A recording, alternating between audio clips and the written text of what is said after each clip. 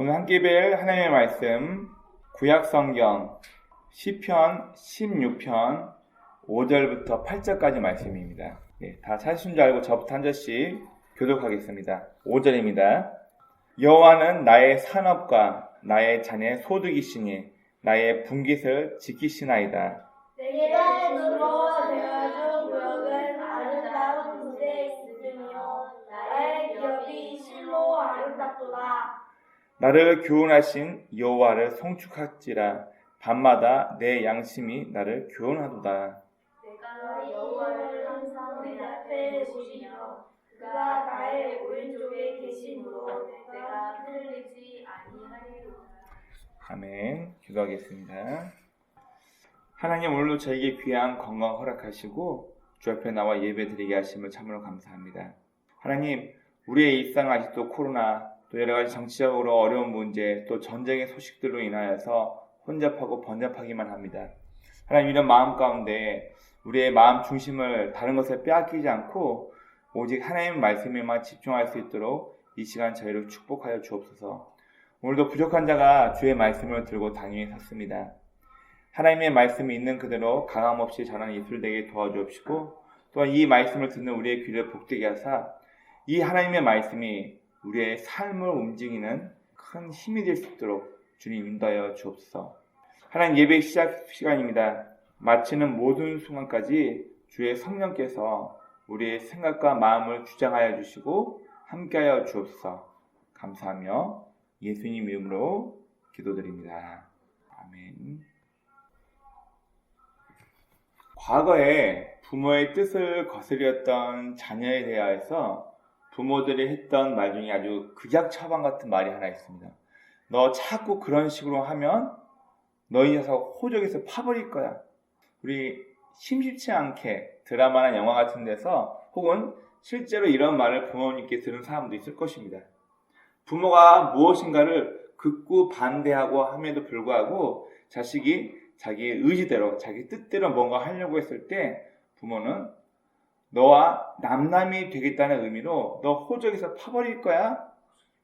그런 얘기를 합니다. 즉, 너는 이제 더 이상 법적으로 호적상에서 내 자식이 아니니까 너 끝까지 이 부모의 말을 거역할 거냐? 그러면 너하고 나하고 부모와 자식 간의 관계를 끊자. 이런 의미로 우리 간혹 드라마, TV 혹은 실제로 이런 이야기를 들으면서 잘하시는 분도 있을 것입니다. 우리는 동사무소나 구청 같은 데 가면은 이 가족관계 증명서를 보게 되면은 자신의 이름 밑에 혹은 배우자 그리고 그 밑으로 자기 자녀들의 이름과 여러 가지 번호들이 기재되어 있는 것을 볼 수 있습니다.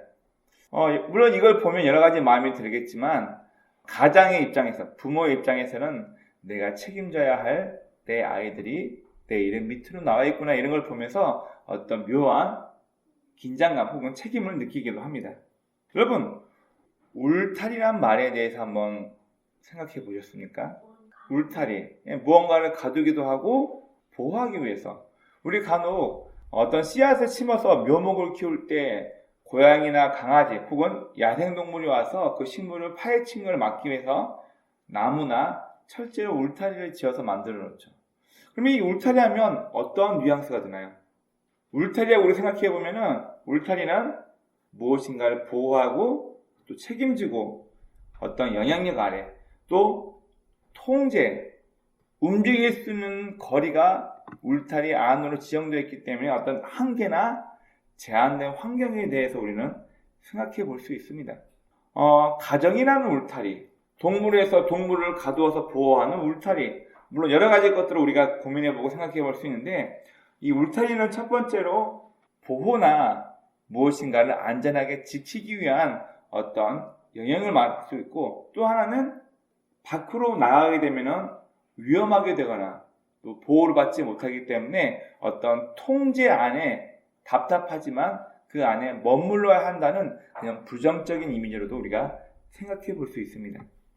우리가 구약 성경에서 잘 알고 있는 요셉의 삶을 한번 우리 생각해 봅시다. 여러분, 우리가 흔히 요셉하면 이집트란 큰 대형 나라의 국무총리가 되었다. 와, 성공한 거 아니냐?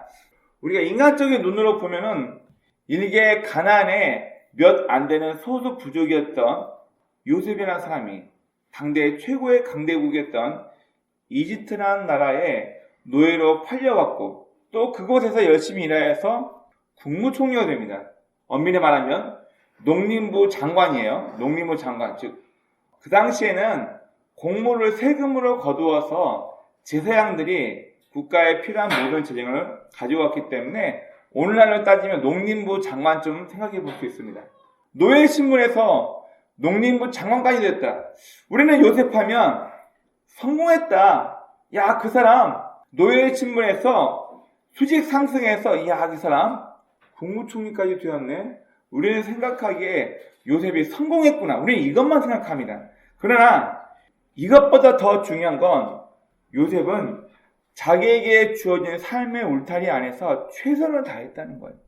그가 가나안 땅에서 고향에서 아버지와 형들과 함께 있을 때, 그리고 원어 성경을 잘 보면 형들의 잘못된 부분을 아버지에게 고하였다 이런 묘인데 이게 감시자의 입장에서 단어를 써서 요셉이 고자질쟁이로서 형들을 아버지에게 고자했다 그 의미가 아니라 요셉은 정직한 입장에서 형들의 잘못을 아버지에게 감시자의 역할로 말하였다 이런 단어가 써요. 자신의 있는 그 자리에서 최선을 다한 거죠. 그리고 그가 형들에 의해서 노예로 팔려갔을 때에도 그의 주인이었던 보디발이 요셉의 삶을 쭉 지켜봤을 때 저 요셉은 제가 믿는 하나님이 저 녀석의 신이 함께하고 있기 때문에 저 녀석은 형통한 자야 그런 말을 합니다. 요셉은 그가 노예로 있을 때나 또 그가 보디발의 아내로부터 유혹을 피해 달아난 이후 감옥에 갇혔을 때에도 옥의 간수가 요셉을 완전히 믿어버리고 감옥에 관련된 모든 일을 다 요셉에게 맡길 정도로 요셉은 매 순간 자기의 삶의 울타리 안에서 그는 최선을 다했다는 것을 우리는 확인할 수 있습니다. 단순히 노예에서 국무총리 되었는데 와 부럽다. 여러분 이걸 좋아할 게 아니라 요셉이라는 삶이 매 순간순간 자신이 몸담고 있었던 자신의 삶의 터전에서 성실했다는 것을 그의 울타리 안에서 그가 그것을 인정하고 잘 지냈다는 것을 우리는 반드시 기억해야 합니다. 뿐만 아니라 오늘 본문에서 고백하고 있는 이 다윗 역시 참 파란만장한 삶을 살게 됩니다. 그의 삶의 모습 속에는 늘 최선을 다했고 그의 고백처럼 그는 하나님이 자신에게 줄로 재어진 구역이 나에게 허락하신 울타리라는 것을 고백하면서 그는 하나님을 향하여서 신앙 고백을 하게 됩니다. 오늘 우리가 읽었던 이 본문 말씀에는 다윗이 자신의 모든 인생을 살면서 여호와 하나님을 향한 신앙 고백이 담겨져 있습니다. 우리 16장 한번 쭉 보시면은 1절 말씀 보면 하나님이여 나를 지켜주소서 내가 주께 피하나이다. 그리고 2절 3절에는 주밖에 나의 주님이 되실 분이 없습니다.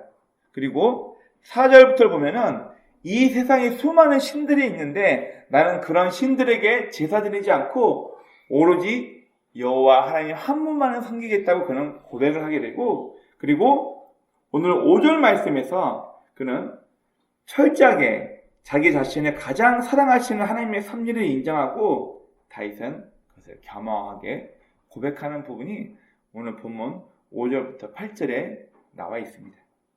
그럼 오늘 본문은 우리에게 세 가지 중요한 것들을 이야기해 주고 있습니다. 울타리에 대하여서 시편 16편 말씀을 해석할 때 학자들 사이에서 의견이 분분합니다. 이게 언제쯤 시작됐을까? 그가 그의 모든 대적으로부터 다 승리하고 전쟁에서 승리했을 때 자기를 기념하기 위해서 이 시편을 썼을까? 아니다. 어떤 사람은 하나님께서 다윗이 내가 하나님을 위해서 성전을 짓겠습니다라고 했을 때 아니다. 너는 피를 많이 붙인 군인이기 때문에 너 말고 평화를 상징하는 네 아들 때 비로소 성전을 만들게 하겠다. 다윗이 하나님을 위해서 하고 싶었을 때 선정 건축을 하나님께서 막으십니다. 아마 그 이후에 이 시편 16편을 쓰지 않았나 이렇게 말하는 학자분들도 있습니다. 정확히는 알 수 없지만 오늘 이 본문 말씀에서는 다윗은 하나님께서 나에게 줄로 재어진 구역, 나에게 특별히 선택해서 너는 이 삶의 테두리 안에서 살라라고 자신에게 허락하신, 줄러 재어서 나에게 허락하신 이 땅은 실로 아름답고 판타스틱한 곳입니다. 최고의 것입니다라고 다윗은 고백하게 됩니다. 그럼 오늘 본문에서 다윗이 말하는 성공적인 삶의 울타리, 그리고 앞서 말씀드렸던 요셉이 그의 성공적인 삶을 살았던 것도 그에게 주어진 삶의 울타리, 나에게 주어졌던 삶의 환경에서 매 순간 최선을 다했기 때문에 얘기하고 있는데, 오늘 읽었던 이 본문 5절부터 8절 말씀에 대해서 한번 우리가 생각해 보겠습니다. 먼저 이 울타리는 자신의 한계를 인정하는 것입니다. 대부분의 사람들은 자신의 약점을 누군가에게 보이고 싶어 하지 않습니다.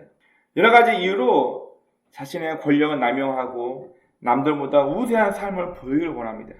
네, 마찬가지입니다. 저도 마찬가지고, 우리는 누구나 자신의 약점을 보호하기 위해서, 심리적으로 이제 보호기제라고 해서 나는 너보다 강하고 우월하다는 것을 보이기 위해서 좀 더 폭력성을 보이기도 하고, 나의 가정의 부족한 부분이나 나의 열등감을 숨기기 위해서 남들 앞에 무엇인가를 과시하며 자랑하는 그런 자기의 방어기제가 우리 앞에는 누구에게나 다 있습니다.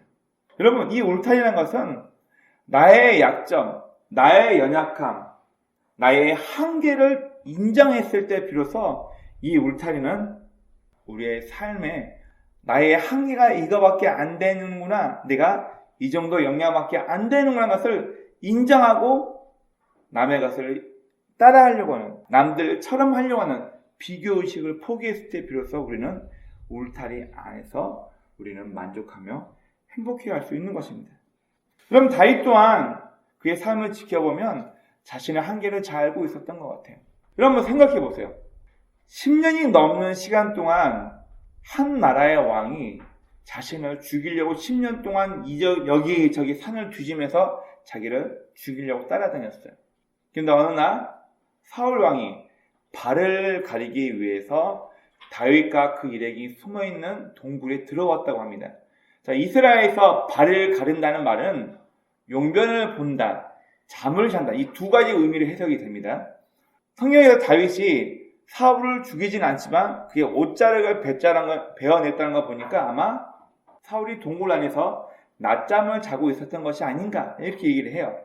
자, 그런데 다윗과 함께했던 용사들이 다윗이요, 이건 신이 우리에게, 하나님께서 우리에게 주신 최고의 기회입니다. 사울을 죽일 기회입니다. 저절로 와서 여기 누워있네, 칼로 꽂기만 하면 끝납니다. 다윗이 뭐라 하냐면은, 저 사람은 하나님께서 기름 부어서 하나님의 손으로 세워주신 왕이기 때문에 내가 어찌 하나님의 뜻을 저버리고 내가 그 사람에게 손을 대겠냐. 두 번이나 자기를 죽이려고 하는 사울 왕을 너무나 손쉽게 죽일 수 있는 기회가 두 번이나 있었지만 다윗은 그 또한 하나님께서 세우신 하나님의 질서를 기억하고 더 이상 사울에게 손을 대지 않습니다. 그럼 또 한번 생각해 볼까요? 이런 다윗도 타락하게 돼서 자신의 부하였던 우리아의 아내 밧세바의 모습을 보고 반하여서 그를 몰래 데려와서 간음하게 됩니다. 그리고 그녀가 밧세바가 임신하게 되니까 이 사실을 숨기기 위해서 특별히 우리아, 너만 전쟁통에서 불러내어서 네 집에 들어가서 살아. 네 부인과 관계를 통해서 이 아이가 내 아이가 아니고 네 아이라, 완벽 범죄를 다윗은 계획했는데 이 우리아는 너무나도 충신인 거예요. 전쟁 중에 나 혼자 집에 가서 내 와이프와 편하게 잠을 자겠습니까? 안 자고 성전 수비대와 함께 잠을 자는 거예요. 걸릴 위기가 생겼으니까 다윗은 요압을 통해서 우리아를 적들의 최전방으로 보내서 그를 고의적으로 죽이게 만듭니다. 이게 참 사악하죠. 자, 그런데 다윗은 놀라운 부분이 이제 또 여기서 하나 나옵니다. 나단 선지자가 나와가지고 왕이시여, 양 한 마리를 자기 친자식처럼 키워왔는데 어느 부자인 사람이 와가지고 자식처럼 키운 양을 빼앗아 가버렸습니다. 다윗이 노발대발합니다. 그 인간이 누구냐? 당장 죽여라. 나단이 얘기는 그 사람이 바로 왕 당신이라고 손가락질 하며 다윗을 책망할 때, 그리고 어떻게 보면은 그 당시 왕이라면은 말 한마디로 누구든지 쉽게 목을 날아가게 할 수 있는 절대 권력이 그 당시 왕에 있었어요. 자, 그런데 다윗은 나단 선지자가 그 파렴치한 인간이 바로 너 왕이다, 다윗 너다라고 얘기했을 때 다윗은 그 자리에 꼬꾸러져서 내 죄악이 여호와 앞에 얼마나 큰 죄악인지를 그는 자백하게 됩니다. 여러분, 또한 다윗은 자신의 능력으로 성전 건축을 할 수 있었어요. 이미 모든 성전 건축에 필요한 재료부터 어떻게 만들 것인가 제도까지 이미 다 만들고 있었고, 그는 엄청난 군사력으로 고대 근동의 막강한 패권을 상징하며 제국주의의 면모를 보일 수도 있었습니다. 그러나 다윗은 하나님께서 원하시는 삶의 틀을 절대 깨려고 하지 않았습니다.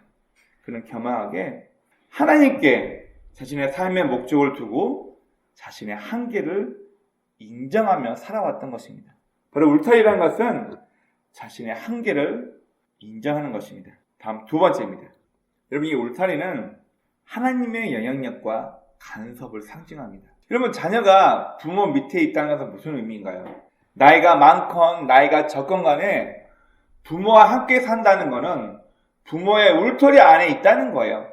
여러분, 보통 동물도 언제 자신의 보금자리를 떠나게 되나요?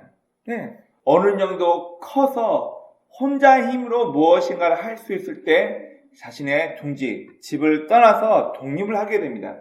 여러분, 사람도 마찬가지예요. 자기 스스로 무엇인가 할 수 있고 뭔가 계획하게 되면은 이제는 부모의 수하를 떠나서 자신이 원하는, 자신이 하고 싶은 삶을 살며 그 집을 떠나게 됩니다. 그러나 그게 되지 않을 때 저는 제 아이들에게 그런 얘기를 합니다. 물론 제가 항상 100% 옳지는 않지만 제 아이들 얘기를 해요. 무슨 얘기를 하냐면, 엄마 아빠가 너를 책임지고 너의 필요한 것을 채워주고 살고 있을 때는 너희는 전적으로 엄마 아빠의 이야기를 순종하며 살아야 된다. 만약 그게 싫으면은 자립해서 나가야 돼요. 여러분, 그게 맞는 거예요. 여러분, 어떻게 보면 이 울타리인 거는 참 불편합니다.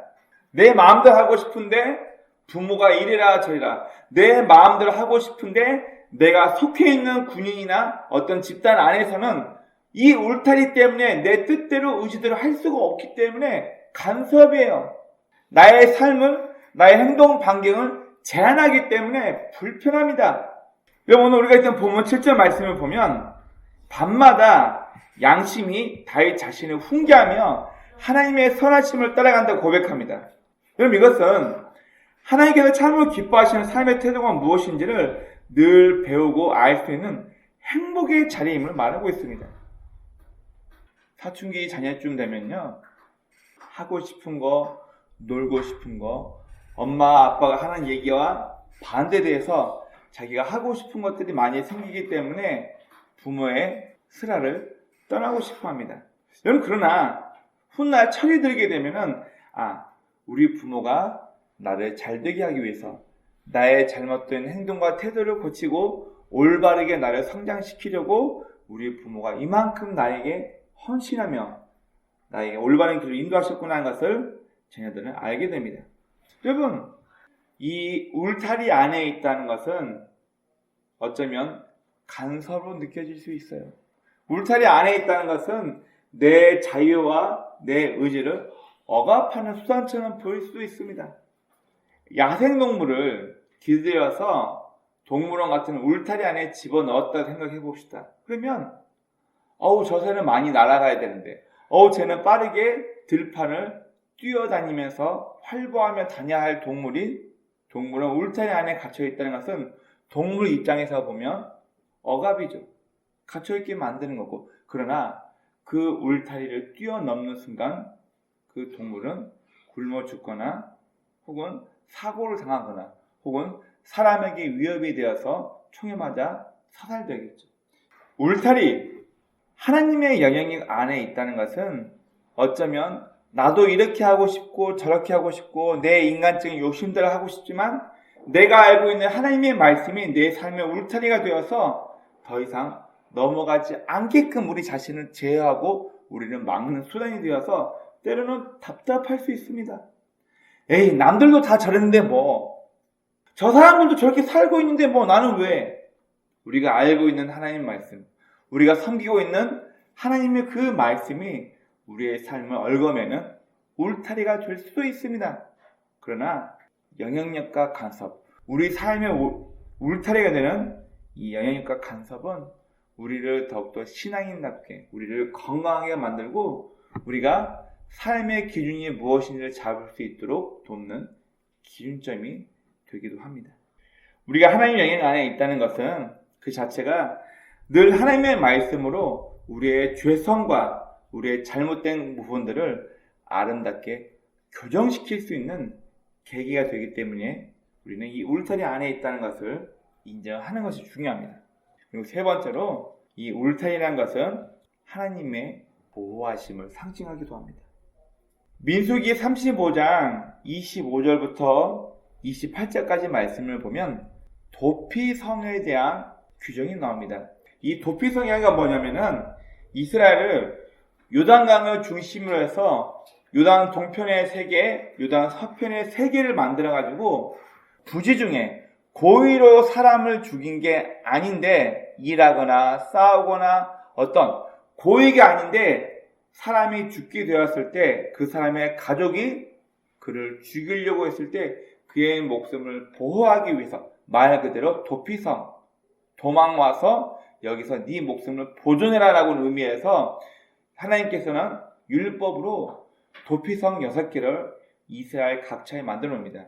먼저 요단강 서편에 이제 저희가 외울 때는 베길바 갈세기, 이게 베셀, 라몬, 골란, 또 요단 서편에 게데스, 세겜, 헤브론 이렇게 6개를 만들어 가지고 이 6개의 도피성은 고의로 사람을 죽인 것이 아니라 큰 위험이 닥쳤을 때 혹은 도망가서 심판을 받기까지 생명을 유지하고 보존해야 될 사람들이 이 도피성으로 피해갑니다. 도피성이라는 것은 신학시대 때 인간의 모든 죄를 용서하는 예수님을 예표하기도 하고 또 이 다윗 시대 때 다윗의 군대 장관이었던 요압이 자신의 원수 아브넬을 이 도피성에서 죽여버립니다. 무슨 의미냐면은 저 아브넬이 자기 동생을 죽였거든요. 저 아브넬 녀석이 내 동생을 죽였는데 마침 저 녀석이 도피성에 있던 헤브론에 와 있는 거예요. 요압이 동생의 원수를 갚고자 아브넬을 칼로 살해해버립니다. 이게 다윗의 큰 위기가 돼요. 내가 지금 북이스라엘과 남유다를 통합하려고 하는데 북이스라엘 군대 장관이 내 지역으로 와서 살해당한 거예요. 정치적으로 지금 굉장히 곤란스러운 거예요. 그리고 하나님 말씀에 의하면 이 도피성에 있던 헤브론에서 사람을 죽여서 안 되는 곳인데 그곳에서 누군가 살해당합니다. 다윗에게는 굉장히 큰 위기죠. 정치적으로 모함을 받을 수도 있고 성경에서 보면은 다윗은 고의적으로 배 3병 옷을 입고 아브넬의 죽음이 자신과 상관없다는 걸 알리기 위해서 몇 날 며칠을 금식하면서 죄를 뒤집어 쓰고 통곡을 하게 됩니다. 정치적인 쇼이기도 합니다. 보호라는 것은 내가 내 스스로를 지킬 능력과 힘이 없을 때 우리는 나보다 더 능력 있는 사람이나 나보다 더 힘있고 안전한 어떤 기관을 통해서 우리는 우리의 삶을, 우리의 생명을 보호를 받게 됩니다. 여러분, 울타리 한계를 벗어날 수 없습니다. 울타리 내 마음대로 하고 싶은데 제한되어 있습니다. 울타리 넘어가고 싶은데 넘어가는 순간 나의 생명이 위험해질 수 있습니다. 자유를 억압하는 개념으로 생각한다면 이 울타리는 우리의 삶을 얽어매고 내 행동 반경을 제한하는 굉장히 불편한 부정적인 의미로 다가올 수 있지만 여러분 한번 생각해 봅시다. 울타리라는 것은 나의 삶을 보호하고 지키고 외압으로부터 외부의 힘이나 어떤 아픔으로부터 나를 보호하기 위한 보호장치가 되는 거예요. 바로 다윗은 여호와 하나님 나의 삶에 울타리가 되어준다는 것을 그는 온전히 인정한 것입니다. 울타리가 없이 식물을 한번 키워보십시오. 어떻게 되나? 새나 혹은 우리가 키우는 반려동물들이 와서 그 식물을 파헤치기도 하고 식물을 키우지를 못해요. 제가 어렸을 때 저희 집 화단에는 도마뱀과 도롱뇽 그리고 개구리가 참 많았습니다. 물론 화단이 조금 넓었기 때문에 비가 오면 개구리들이 나오기도 하고 두꺼비도 있었네요, 집에. 그런데 집에 개와 고양이를 키우고 나서부터 개, 고양이가 개구리나 도마뱀을 다 물어 죽이더라고요. 어떻게 했을까요?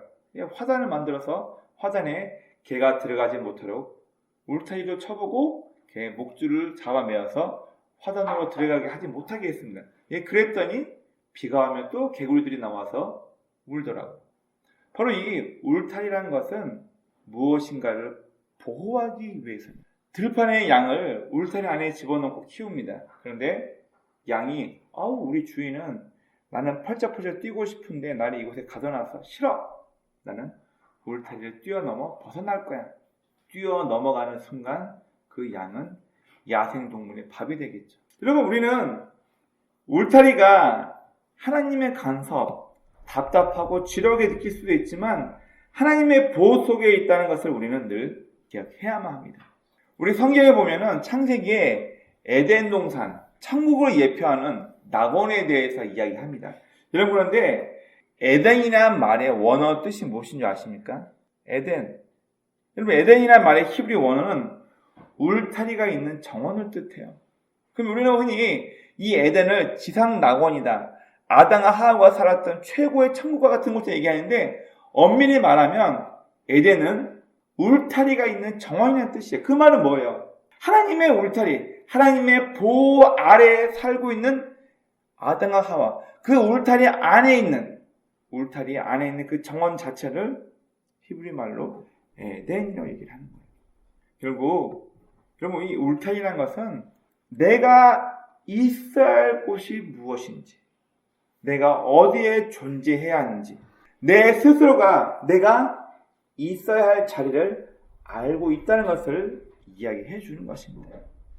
그래서 울타리라는 것은 하나님 앞에서 내가 있어야 할 자리를 지키는 것이고, 나를 알고 내게 주어진 것들에게 감사하는 것을 우리는 울타리에 대해서 이야기할 수 있어야 합니다. 울타리를 내 삶의 반경을 제한하는 불편한 것으로만 여기지 마시고, 이 울타리를 통해서 나의 나됨을 깨닫고 나의 한계도 인정하고, 또 울타리를 통해서 나를 보호하고 있는 여호와 하나님의 도우심이 무엇인지 깨닫는 귀한 계기가 되었으면 좋겠습니다. 오늘 본문에서 다윗은 이야기합니다. 하나님께서 나에게 나에게 허락하신 이 바운더리는 불편할 수도 있고, 내가 이것도 하고 싶고 저것도 하고 싶은데 내 삶을 제한하는, 행동 반경을 좁히는 불편한 것이 될 수도 있지만, 다윗은 뭐라고 고백하냐면, 하나님이 어떤 분인지를 내가 알고 있기 때문에, 여호와 하나님이 나에게 어떤 분인지를 내가 알고 있기 때문에 나에게 제한적으로 주어진 이 구역이 나에게는 너무나도 만족스러웠습니다. 이런 고백을 하는 거예요. 힌두교가 있는 인도에서 예수를 믿게 된 한 사람이 그런 고백을 합니다. 무슨 고백을 하게 되냐면, 자기 아들까지 주면서 우리를 사랑했는데 도대체 뭐가 더 필요해서 이거 달라 저거 달라 필요가 있겠냐, 그거 하나로 만족해도 되지 않냐, 이런 고백이 있었습니다. 이건 무슨 얘기인가요? 맡겨버린다, 그 얘기예요. 자기 아들까지 주면서까지 나를 사랑했다라면은 내가 이거 주세요 저거 주세요 하지 않아도 나를 가장 잘 알고 나에게 가장 필요한 것을 주실 분이 하나님이라는 것을, 그분은 그 인도에서 예수를 믿게 된 그분의 고백은 온전히 맡겨버릴 수 있다는 것입니다. 그럼 어쩌면 그 고백이 맞는 것 같아요. 내가 하나님을 믿지 못하니까 이것 좀 주세요 저것 좀 주세요, 마치 기도를 열심히 해서 하나님으로부터 뭔가를 따내야지만 나에게 필요한 거, 내가 갖고 싶은 거, 내 가정의 건강을 위해서, 내 가정의 편의와 안위를 위해서 이거 달라 저거 달라 신에게 뭔가 달라고 요구해서 따져야지만, 우리는 마치 내가 그렇게 무엇인가를 기도해서 얻어내야지만, 하나님으로부터 뭔가를 따내야지만 나의 삶이 행복하고 즐거울 것 같이 우리 얘기합니다. 그렇지 않아요. 이미 우리에게 무엇이 필요한지를 알고 있는 여호와 하나님께서는 우리의 삶은 우리의 삶에 가족이라는 울타리 안에서 나의 삶을 준비하시고 내가 몸담고 있는 내 학교나 내 직장이나 내가 만나고 있는 사람들이라는 그 바운더리 안에서 나라는 사람을 훈련시키는 거예요. 갈등을 통해서, 아픔을 통해서, 누군가의 어려움을 통해서 우리 각 사람을 훈련시키며 우리를 만들고 있습니다. 바로 저의 삶의 장이 저의 울타리이고 여러분들이 지금 속해 있는 그 삶의 장이 지금 여러분들의 울타리입니다. 울타리 안에서 자녀 때문에 고통스러운 사람이 있을 수 있습니다. 말길 알아먹지 못한 우리 부모 때문에 답답해할 수 있습니다. 내가 속해 있는 내 학교 학급에서 내가 몸담고 있는 내 직장 동료들 사이에서 나와 관계 맺고 내 친구나 내 동료와의 갈등 속에서 이 울타리 안에서 우리는 불편함을 느낄 수 있지만 하나님께서는 우리들 각자에게 주어진 이 울타리 안에서 우리의 삶을 훈련시키고 다듬어 가시면서 죄성으로 가득한 우리의 모습을 하나님의 사람답게 교정시켜 가시면서 우리를 만들고 있는 과정에 있다는 것을 우리는 반드시 기억해야만 합니다. 여러분, 한번 믿어봅시다. 뭘 믿냐고요? 나에게 가장 선한 것으로 인도하실 여호와 하나님이라는 것을 의심하지 말고 한번 믿어봅시다. 여러분, 정상적인 부모는 내 자녀의 앞날을 위해서 잘못된 것을 멀리 피하게 만들고 자녀가 올바른 곳으로 좋은 곳으로 향할 수 있도록 자녀의 모든 것을 책임지고 인도합니다. 지혜로운 자녀라면은 부모의 말을 믿고 그대로 순종하며 따라갈 수 있는 것, 이게 참 지혜로운 자녀이죠. 심지어 우리 옛말에 그런 말이 있습니다. 윗 어른들 말 들으면 자다가도 떡을 얻어먹는다. 무슨 얘기예요? 그만큼 삶의 지혜와 우리를 올바른 것으로 바른 것으로 인도하려는 경험을 통해서 나온 윗사람의 말을 듣게 되면 우리 삶이 이익이 된다는 것을 이야기하는 거죠. 여러분, 하물며 우리보다 삶의 연륜이 있는 사람의 말을 듣고 따라가도 우리에게 이익이 있는데 우리가 아버지라고 부르는 이 세상 만물의 창조자이고 주인 되신 하나님의 말씀, 그 말씀에 우리의 삶의 울타리 되어졌을 때 우리가 그 말씀을 따라간다면 우리 삶에 유익이 없을까요?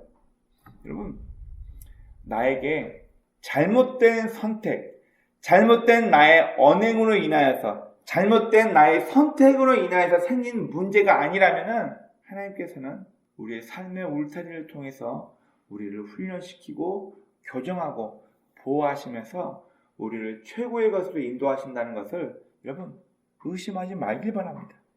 믿으세요?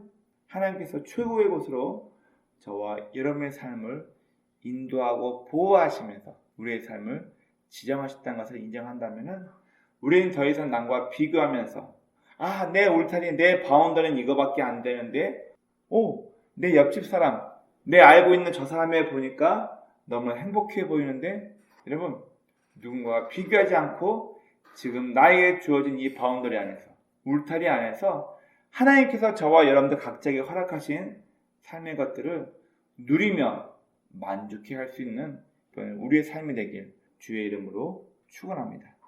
아멘.